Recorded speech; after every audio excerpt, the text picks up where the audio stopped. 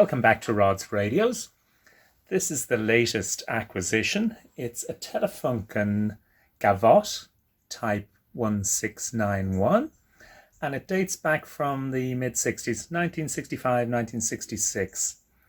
It looks in pretty good condition. I plugged it in and set it up via the dim bulb to protect it, and it came on quite well.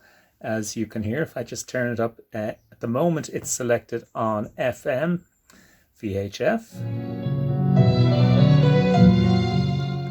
and it sounds pretty good. However, on any of the AM stations, if I turn it up, there is not a dicky bird. So no AM reception at all. So that's going to need a little bit of work. However, the appearance of the radio looks as though it's in pretty good condition from here. There are some marks and scratches on the top of the cabinet, and the cabinet is actually plastic, so I may end up covering that with a wood effect finish to try and bring it back to look somewhat as it did when it was new. There are also some missing button covers. I don't know whether these are steel or aluminium or plastic or whatever, so that might cause a problem. Needs a little bit of cleaning up. It's a little bit grubby. The guy who sold this to me told me it was part of his father's collection. He had quite a large collection of German radios that he used to buy in directly from Germany, and he wasn't sure whether it was working or not, and as we can see, it isn't working on AM, so that's going to need to be repaired. However, one thing I noticed is that the plug on it looks as though it was the original 2-pin side earth German plug. So it may be that this radio was never used over here in Ireland from the day it was brought in. So that's going to be interesting to see how it works out. So we'll have a look around the back now and see what's inside. So here we are with the back taken off the receiver. And as you can see, there's quite a few cobwebs and dust inside. But apart from that, it looks in fairly good nick. I can see a chunky heatsink down at the far end that the output transistor is mounted on, with an output transformer, a nice looking blue tuning capacitor, plenty more dust along here. And this is the power supply end with a chunky transformer behind that brown panel. I can see that the speaker leads were cut and rejoined, so perhaps there was a repair done to this radio at some stage of its life. But other than that, I'm looking forward to getting dug in and start off by replacing the capacitors, of course, because I did notice that the main smoothing capacitor in here has a bit of a bulge on the front of it, so that'll have to be replaced. But let's see how we get on. The chassis is out of the cabinet now, and look what I see. The first thing I notice is this is actually where the main fuse goes, and someone has stuck a big lump of silver paper or tin foil to short it out, so that's not good. Looking closely at the output stage, I can see that these two yellow capacitors are oozing goo or yellow crustiness out of the top of the caps, so they gotta go as well. And also, I don't know whether we can see down here, those two big blue capacitors are also bulging with crustiness coming out of it, so they've got to go as well. So before I do anything else, I'll put a proper fuse into it and replace all these electrolytic capacitors and see whether that improves things anyway or recovers the medium stroke long wave bands that have disappeared in the meantime. With the suspect capacitors removed, I checked them on my trusty component checker, and sure enough they were all way out of normal value. So these particular ones were all replaced into the set. The next part of this repair is to try and get the AM section of the radio working. Now I've already replaced the oscillator mixer transistor, which is this AF136 transistor. It must be one of the very first germanium transistors from that era. It's an unusual shape as well. Now, I don't have that transistor to hand, but I do have more or less the equivalents, which I inherited from my dad's old radio shop that he used to run in the 1960s. And these are AF126s, and they're more or less direct equivalents apart from the pin position of the emitter and base. So I did replace this with one of these, and the radio started to work again, which is grand, but it only lasted about 3 or 4 weeks, at which point the AM shut down again. So I'm going to try and replace this again, but I'm afraid that the solder print where this transistor is located will not stand more than one more removal and replacement of a transistor. So what I'm going to do is use this, and this is a section of header that I've glued together in a quad formation, and I'm going to solder that in as the permanent receiver for future transistors, and that will enable me to plug in more than one transistor to try and get this working again. I have another section of headers that I'll solder the new transistor onto these pins, and when this socket is in place in the printed panel, I'll be able to plug in like that. So that's the plan. Let's see if it works. Side by side, you can see the old and new AM oscillator transistors. However, the pin positions are quite different between the two. And here we can see the transistor socket that I've made in place on the chassis. I've soldered a new transistor onto the quad plug that I made, and in this way I can test whether this transistor is going to be successful. In the event it was a success, which showed that the initial transistor was faulty, only lasting a short while, the AM section is now working perfectly with no apparent need to realign the IF stages. However, the medium wave coil on the ferrite rod did need adjustment.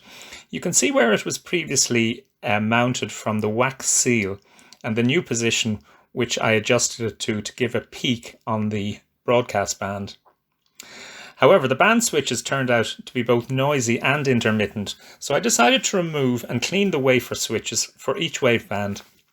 Initially, I tried removing the perspex caps on the top of them with a long nose pliers, but however, this was to no avail, and then realized that the caps were actually latched at one end.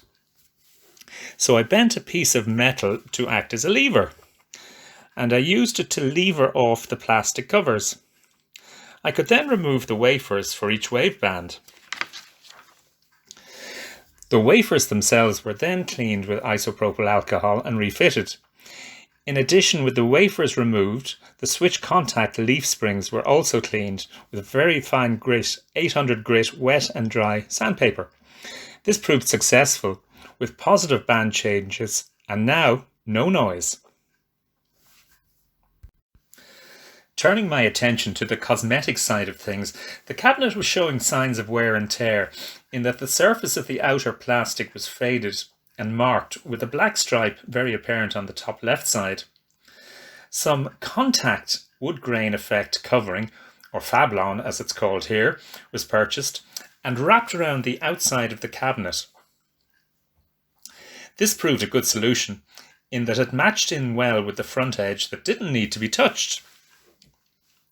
As I mentioned earlier, some of the button caps were missing from the band switches, so I asked my daughter, who has access to a 3D printer, to make some cap covers for me, and this is what she came up with. Now, as you can see, they didn't quite match with the existing ones, so in the end I replaced all of the button caps with quite an acceptable result. Before replacing the chassis to the cabinet, I removed the old 2-pin Schuko moulded plug lead and fitted a 3-core flex with a fuse protected 3-pin plug. One of the brackets that holds the rear panel onto the cabinet of this radio was actually broken. So I've used a soldering iron and in heating up a suitable size nut, melted it into the surrounding plastic. and now it's as solid as a rock.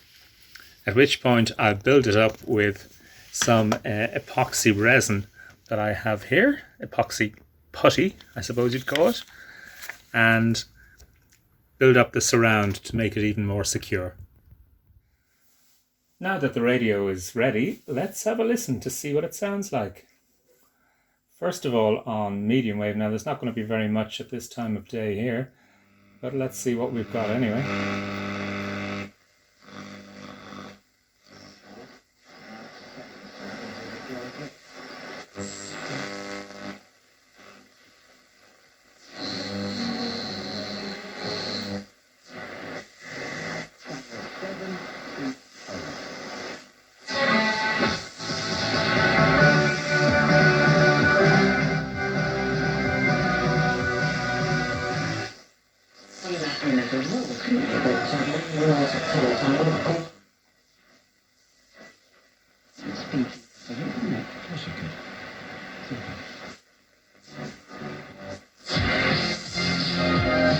Let's kick off here on Talksport with myself, Addy on a Devo, our European football expert, Andy Brassel, former World striker Dean Saunders in Baku.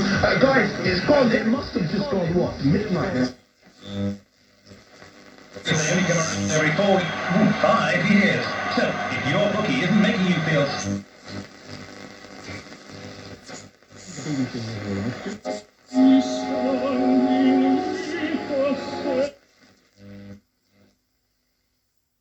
All our medium wave stations come from the UK, over 100, 200 miles away, so it's not surprising reception's a little bit flaky from time to time. Of more interest perhaps is the FM stations that we get here in Ireland, and they are many, as you will see.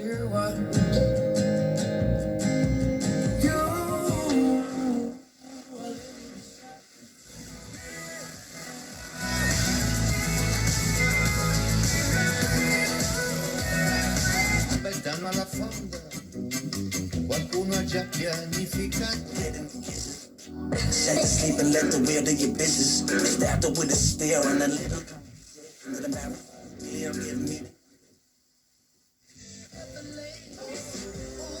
Don't keep me waiting. There's so much love we could be making your own. Jake, just Harrison was. That's what. There's a lot of shots of him just from the waist up.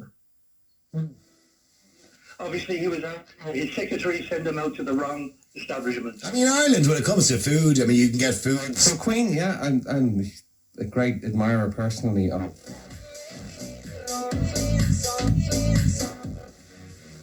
Queen aren't my kind of thing, but this is for you, Fola. You can look. Not correct. Sarah's right. Chris Herdman's right. Sarah O'Toole and O'Leary, James Carroll, Tara.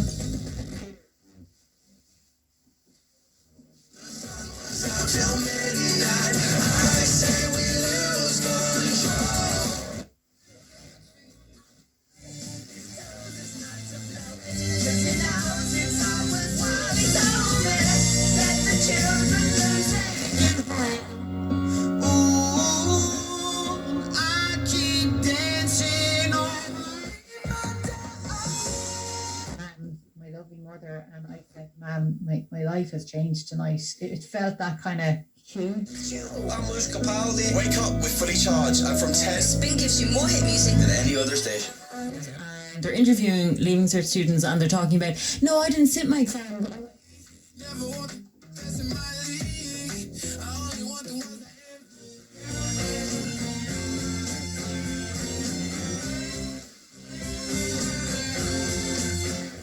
About Looney's, it's bucketing down with rain, which makes it even more fun. So this radio looks and sounds pretty good now. So if you have been, thanks for watching.